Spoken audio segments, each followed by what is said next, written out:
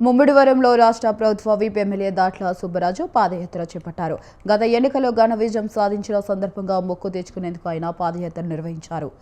ఇక మురుములలోని శ్రీ భద్రకాళి సమేత వీరస్వామి ఆలయం నుంచి మట్లపాలెంలోని శ్రీ మహాలక్ష్మి అమ్మవారి ఆలయం వరకు కాలినడకన వెళ్లారు.